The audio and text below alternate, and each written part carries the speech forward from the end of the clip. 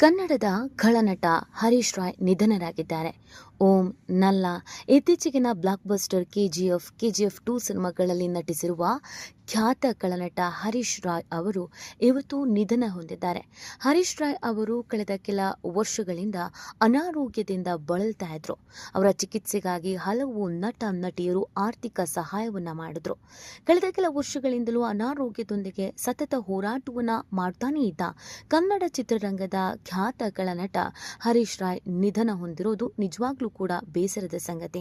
ಹೌದು, ಹರೀಶ್ ರಾಯ್ ಅವರು KGF 1, KGF 2 ಮಾಡಿದಾಗಲೂ ಕೂಡ ಅವರ ಅಭಿನಯಕ್ಕೆ ಎಲ್ಲರೂ ಫಿದಾ ಆಗಿದ್ರು. ಇವತ್ತಿಗೂ ಅದೇ ಅಭಿನಯ, ಇವತ್ತಿಗೂ ಅದೇ ಖಡಕ್ಕು. ಒಬ್ಬ ಖಳನಟನಾದವರು ಹೀಗೆ ಇರಬೇಕು ಅಂತ ಎಲ್ಲರೂ ಹೇಳ್ತಾ ಇದ್ರು. ಆದರೆ KGF 2 ಮುಗಿಯೋಷ್ಟೊತ್ತಿಗೆ ಹರೀಶ್ ರಾಯ್ ಅವರಿಗೆ ನನ್ನ ಕೈಯಲ್ಲಿ ಆಗ್ತಾ ಇಲ್ಲ, ನನ್ನ ದೇಹ ಸಪೋರ್ಟೇ ಮಾಡ್ತಾ ಇಲ್ಲ, ಇನ್ನು ಮುಂದೆ ಆಗಲ್ಲ ಅಂತ ಅನಿಸುತ್ತೆ ಅನ್ನೋದಕ್ಕೆ ಶುರುವಾಗಿತ್ತು. ಯಾಕಂದರೆ ಕ್ಯಾನ್ಸರ್ 4th ಸ್ಟೇಜಿಗೆ ಆಲ್ರೆಡಿ ಹೋಗಿತ್ತು. ಮನುಷ್ಯನಿಗೆ ಏನಾದರೂ ಕಾಯಿಲೆ ಬಂದರೆ ಹುಷಾರಾಗ್ಬೋದೇನೋ, ಆದರೆ ಈ ಕ್ಯಾನ್ಸರ್ ಅನ್ನೋ ಹೆಮ್ಮಾರಿ ಬಂತು ಅಂತಂದರೆ, ಅದರಲ್ಲೂ ನಮಗೆ ಕ್ಯಾನ್ಸರ್ ಅನ್ನೋ ಕಾಯಿಲೆ 3ನೇ ಹಂತ 4ನೇ ಹಂತದಲ್ಲಿ ಇದೆ ಅನ್ನೋದು ಗೊತ್ತಾಗುವಷ್ಟಾಗ್ಲೇ ನಮ್ಮ ಮುಕ್ಕಾಲು ಜೀವವನ್ನು ಕ್ಯಾನ್ಸರ್ ತಿಂದಿರುತ್ತೆ. ಇನ್ನುಳಿದಂಥ ಕಾಲು ಜೀವ ನಮಗೆ ಹೆದರಿಕೆಯಿಂದ ನೋವು ತಿಂದೇನೆ ಹೋಗುತ್ತೆ ಅನಿಸುತ್ತೆ. ಹರೀಶ್ ರಾಯ್ ವಿಚಾರದಲ್ಲಿ ಆಗಿದ್ದು ಕೂಡ ಅದೇನೆ. ವಿಪರೀತವಾದಂಥ ನೋವು, ವಿಪರೀತವಾದಂಥ ಸಂಕಟ, ಅದರ ಜೊತೆಗೆ ಟ್ರೀಟ್ಮೆಂಟಿಗೆ ಬೇಕಾಗುವ ಔಷಧಗಳ ಕೊರತೆ. ಒಂದು ಕ್ಯಾನ್ಸರ್ ಟ್ರೀಟ್ಮೆಂಟ್ ಬೇಕು ಅಂತಂದರೆ ಒಬ್ಬ ಬಡ ಅಥವಾ ಸಾಮಾನ್ಯ ವರ್ಗದವರು ತಮ್ಮ ಆಸ್ತಿ ಮಠ ಎಲ್ಲವನ್ನ ಮಾರ್ಕೊಂಡು ಹೋದ್ರೂ ಕೂಡ ಟ್ರೀಟ್ಮೆಂಟನ್ನು ಪಡ್ಕೊಳ್ಳೋದಕ್ಕೆ ಕಷ್ಟ ಆಗುತ್ತೇನೋ. ಒಂದು ವೇಳೆ ಟ್ರೀಟ್ಮೆಂಟ್ ಪಡ್ಕೊಂಡ್ರೂ ಕೂಡ ಇಮ್ಯುನಿಟಿ ಪವರ್ ಇಲ್ಲದೇನೆ ಅವರ ಆರೋಗ್ಯ ಹದಗೆಡುತ್ತೇನೋ. ಹರೀಶ್ ರಾವ್ ವಿಚಾರದಲ್ಲಿ ಆಗಿದ್ದು ಕೂಡ ಅದೇನೆ. ಅವರಿಗೆ ಕ್ಯಾನ್ಸರ್ ಇದೆ ಅನ್ನೋದು ಗೊತ್ತಾದಾಗ ಅವರು 4th ಸ್ಟೇಜ್ನಲ್ಲಿ ಇದ್ರು. ಈ ಸಂದರ್ಭದಲ್ಲಿ ಹರೀಶ್ ರಾಯ್ ಅವರನ್ನ ಆಸ್ಪತ್ರೆಗೆ ದಾಖಲು ಮಾಡಲಾಗತ್ತೆ. ಆ ಸಂದರ್ಭದಲ್ಲಿ ಆರ್ಥಿಕವಾಗಿ ಸಾಕಷ್ಟು ಸಮಸ್ಯೆಯನ್ನು ಅನುಭವಿಸ್ತಾರೆ ಹರೀಶ್ ರಾಯ್ ಅವರು. ಅವರಿಗೆ ಹಾಸ್ಪಿಟಲ್ಗೆ ದುಡ್ಡನ್ನು ಕಟ್ಟೋದಕ್ಕೂ ಕೂಡ ದುಡ್ಡೇ ಇರೋದಿಲ್ಲ. ಇನ್ನು ಮನೆಯಲ್ಲಿದ್ದರೆ ನೋವು ತಡೆಯೋದಕ್ಕಾಗಲ್ಲ, ಆಸ್ಪತ್ರೆಗೆ ಹೋದರೆ ಬಿಲ್ ಕಟ್ಟೋದಕ್ಕಾಗಲ್ಲ. ಇಂಥದ್ದೊಂದು ಪರಿಸ್ಥಿತಿ ಹರೀಶ್ ರಾಯ್ ಅವರಿಗೆ ಇತ್ತು. ಈ ಸಂದರ್ಭದಲ್ಲಿ KGFನಲ್ಲಿ ಆ್ಯಕ್ಟಿಂಗ್ ಮಾಡಿದಂಥ ಕಾರಣಕ್ಕಾಗಿ ಯಶ್ ಅವರು ಕೂಡ ಧನ ಸಹಾಯವನ್ನು ಮಾಡಿದ್ರು. ಎಲ್ಲಿವರೆಗೂ ಒಬ್ಬರು ಸಹಾಯ ಮಾಡೋದಕ್ಕೆ ಸಾಧ್ಯ? ಹೋಗ್ಲಿ, ಬದುಕ್ತಾರೆ ಅಂತಂದರೆ ಹೇಗೋ ಹಣ ಸಹಾಯ ಮಾಡ್ಬೋದೇನೋ. ಆದರೆ 4th ಸ್ಟೇಜ್ ಯಾರ ಕೈಲಿಂದನೂ ಉಳಿಸ್ಕೊಳ್ಳೋದಕ್ಕಾಗದೇ ಇಲ್ಲ ಅಂತ ಹೇಳುವಾಗ ಅವರನ್ನು ಬದುಕಿಸ್ಕೊಳ್ಳೋದಕ್ಕೆ ಏನು ಮಾಡೋದು ಅನ್ನೋದೇ ಅನೇಕರ ಪ್ರಶ್ನೆ ಆಗಿತ್ತು. ಇದೇ ಸಂದರ್ಭದಲ್ಲಿ ಧ್ರುವ ಸರ್ಜಾ ಅವರು ಕೂಡ ಇವರಿಗೆ ಸಾಥ್ ನೀಡಿದರು.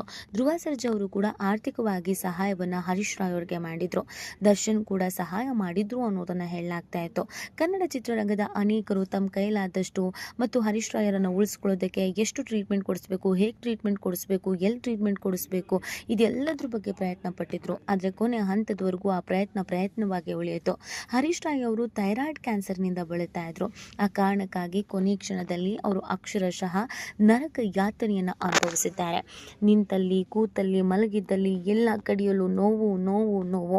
ಆ ನೋವನ್ನು ತಡೆಯಲಾರದೇನೆ ಹರೀಶ್ ರಾಯ್ ಅವರು ಕಣ್ಣೀರು ಹಾಕಿದ್ದಿದೆ. ವಿಪರೀತವಾದಂಥ ನೋವು, ಅದನ್ನು ತಡೆದುಕೊಳ್ಳೋದಕ್ಕಾಗ್ದೇ ಸಾವೇ ಬರಬಾರ್ದ ಅಂತ ಅನಿಸಿದ್ದು ಕೂಡ ಇದೆ ಹರೀಶ್ ರಾಯ್ ಅವರಿಗೆ. ಅವರು ಕಳೆದಂಥ ಒಂದೊಂದು ಕ್ಷಣವೂ ನರಕ ಯಾತನೆ, ಯಮ ಯಾತನೆ. ಅವರು ಮಲಗಿದ್ದಾಗಲೂ ಕೂಡ ನೋವನ್ನೇ ತಿಂತಾ ಇದ್ರು. ಇನ್ನು ಕೂರೋದಕ್ಕೆ ಹೇಳೋದಕ್ಕೆ ಆಗದಂಥ ಪರಿಸ್ಥಿತಿ, ಏನು ಬೇಕು ಏನು ಬೇಡ ತಿನ್ನೋದಕ್ಕೂ ಕೂಡ ಆಗದಂಥ ಪರಿಸ್ಥಿತಿ. ಕೊನೆಯ ಹಂತದಲ್ಲಿ ಹರೀಶ್ ರಾಯ್ ಅವರನ್ನು ನೋಡಿದಾಗ ಇವರೊಬ್ಬ ಖಳನಟನ, ಇವರೊಬ್ಬರು ಸಿನಿಮಾ ತಾರೆನಾ, ಅಯ್ಯೋ ಹೀಗಾಗ್ಬಿಟ್ರಲ್ಲ ಅಂತ ಅನೇಕರಿಗೆ ಅನಿಸಿದ್ದು ಕೂಡ ಇದೆ. ಹೌದು, ಹರೀಶ್ ರಾಯ್ ಅವರಿಗೆ ಥೈರಾಯ್ಡ್ ಕ್ಯಾನ್ಸರ್ನಿಂದ ಬಳಲ್ತಿದ್ದ ಕಾರಣಕ್ಕಾಗಿ ಹೊಟ್ಟೆ ಉಬ್ಬರಗೊಂಡಿತ್ತು. ಹೊಟ್ಟೆ ಕಂಪ್ಲೀಟಾಗಿ ಊದು ಹೋಗಿತ್ತು. ಗರ್ಭಿಣಿಯರ ಹೊಟ್ಟೆ ಅಂತೆಯೇ ಹೊಟ್ಟೆ ತುಂಬಾ ದೊಡ್ಡದಾಗಿ ಊದ್ಕೊಂಡಿತ್ತು. ಇನ್ನು ದೇಹವೆಲ್ಲ ಕೃಶಗೊಂಡು ಗುರುತೆ ಸಿಗದಂತೆ ಆಗಿದ್ರು ಹರೀಶ್ ರಾಯ್ ಅವರು. ಅವರ ಕೈಯು ಕಾಲು ಎಲ್ಲವೂ ಕೂಡ ಊದ್ಕೊಂಡಿತ್ತು. ವಿಪರೀತ ಸ್ನಾಯು ನೋವು ಕೂಡ ಅವರಲ್ಲಿ ಕಾಣಿಸ್ಕೊಳ್ತಾ ಇತ್ತು. ಒಮ್ಮೆ ಮಲಗಿದರೆ ಮೂಳೆ ಎಲ್ಲ ಮುರಿದಂತೆ, ಕೂತಿದ್ರೆ ಮೂಳೆ ಎಲ್ಲ ಮುರಿದಂತೆ ಆಗ್ತಾ ಇತ್ತು. ಇಡೀ ದೇಹದಲ್ಲಿರುವಂಥ ಎಲ್ಲ ಮೂಳೆಗಳು ಕೂಡ ವಿಪರೀತವಾದಂಥ ನೋವು, ಯಮ ಯಾತನೆಯನ್ನು ಕೊಟ್ಟಿದ್ದೇ ಹೆಚ್ಚು. ಈ ಕಾರಣಕ್ಕಾಗಿ ಹರೀಶ್ ರಾಯ್ ಅವರಿಗೆ ಸಾಕಷ್ಟು ರೀತಿಯಾದಂಥ ಸಮಸ್ಯೆಗಳು ಆಗಿತ್ತು.